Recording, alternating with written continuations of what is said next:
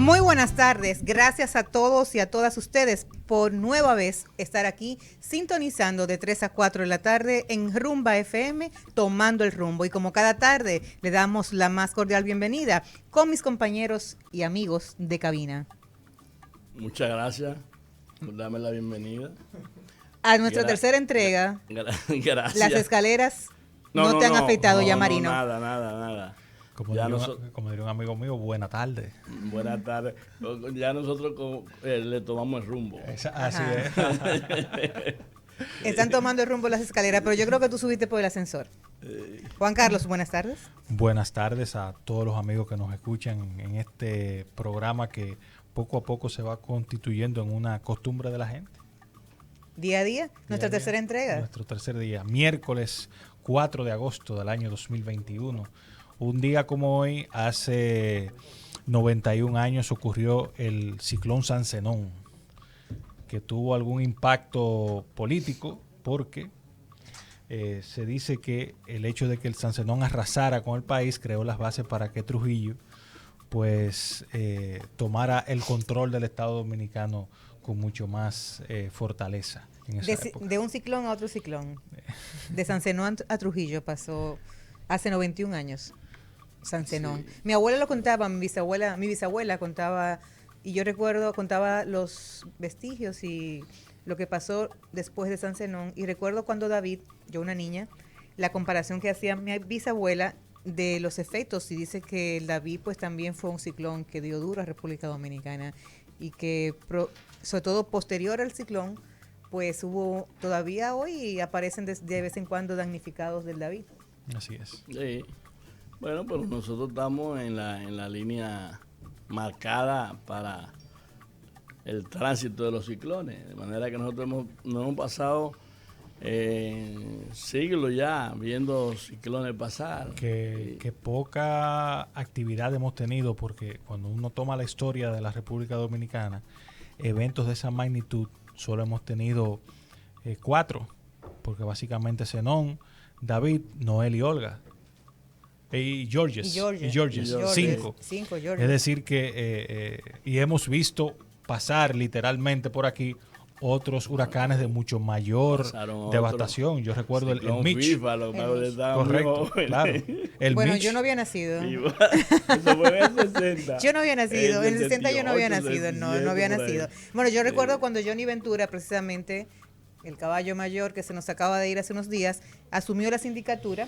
Pues inmediatamente en esa etapa pues llegó un ciclón a República Dominicana, el George. Y yo recuerdo que, nunca lo olvido porque un amigo me fue a buscar al apartamento donde yo vivía, que me mandó a buscar Fello Suberví para irme a su casa con mi hija y mi esposo en ese momento. Y el vehículo lo entraron y se le quemó el motor porque era tanto el agua que había por ahí por Bellavista, una calle inundada, que el vehículo que entró se quemó el motor. O sea que no solamente los ciclones pues han dado a República Dominicana daños en el ambiente natural, sino que han cambiado, y por supuesto humanos, sino que también pues es una gran pérdida de muchas cosas que luego las ciudades, el país tiene que recuperarla, como es el tema de los árboles. Yo recuerdo que cuando George también, las avenidas perdieron muchos árboles centenarios que eran patrimonio, vamos a decir, en Gascue, y muchas calzadas rotas por el producto precisamente del la brisa, tumbar esos árboles y levantar entonces todas las calzadas. Pero hoy, el ciclón que se levantó desde ayer, son 2 en el Congreso de la República. El tema del Código Penal y el tema de que han aprobado ayer el presupuesto. Complementario. No complementario. Ellos dicen que no es complementario, que es una reforma al presupuesto que se le está haciendo, que esa reforma que se le está haciendo al presupuesto no es complementario, sino que están pasando fondos que estaban adjudicados en el presupuesto aprobado para este año en ciertos renglones, en ciertas instituciones, y se le están pasando a otras instituciones que necesitan, porque han agotado al día de hoy su presupuesto, como es el tema de salud pública, como es el tema de obras públicas. O sea que estamos hoy también en la palestra pública con varios ciclones del debate. Sí, pero yo pienso que el tema de la economía es el más fuerte. porque si nosotros nos ponemos a observar cómo ha discurrido esta década, y más que esta década, los últimos años, para no ponernos en la década, Sí. nosotros nos podemos encontrar con que este país va endeudándose de manera impresionante. Y en las redes Y que sociales nosotros, sí, hubo una pegada, como dicen en Salcedora.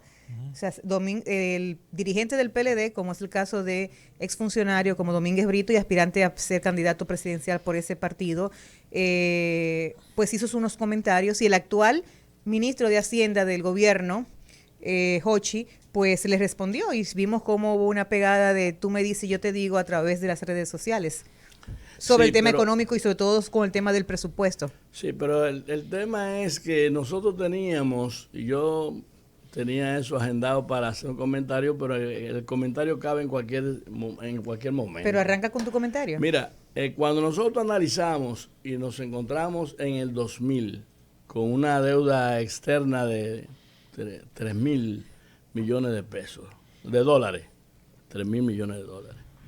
Y hemos ido saltando, y en el año, ya a mediados de esta década, íbamos por más de 20.000 millones de pesos, y bueno, en fin. De dólares. De dólares. Concluimos ahora, en este año, con una deuda superior a los 58.000 millones de dólares. Y eso significa, señores, que aquí no se le está poniendo atención a eso. Y los partidos políticos, la llamada sociedad civil, que yo me resisto a entender cuál es el rol de la sociedad civil, tampoco los organismos internacionales como que tienen que ver con el manejo financiero, la fiscalización de la moneda en el país. Entonces nosotros nos encontramos con una realidad que nos va a golpear y nos va a tomar por sorpresa.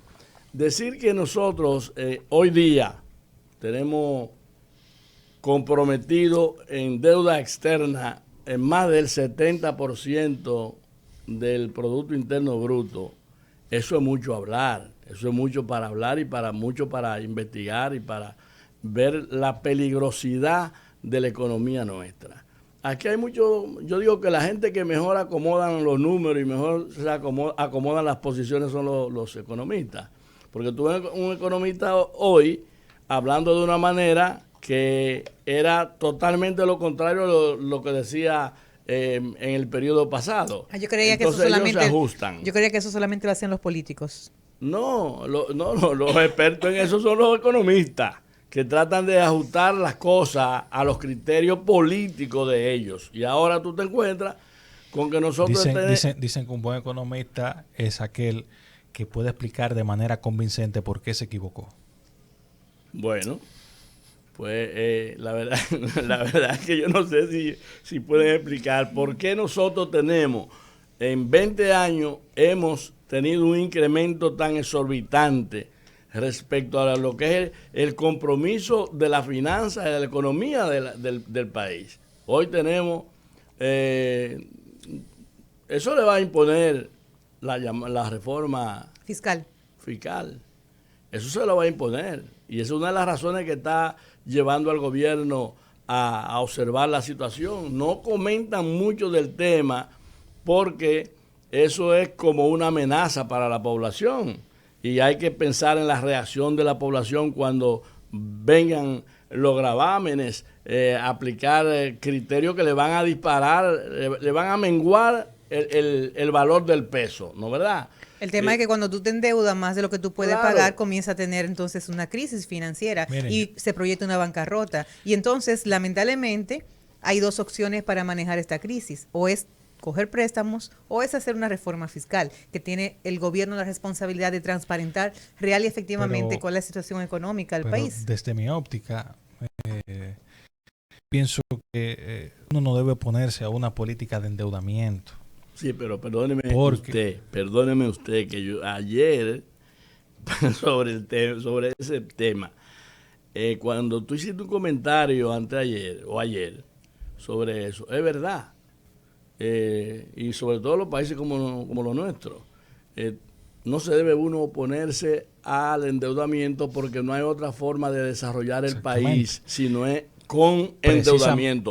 Ahora. Precisamente ahí es que está el detalle, como decía Cantinflas, es decir, es un endeudamiento, debe ser un endeudamiento productivo.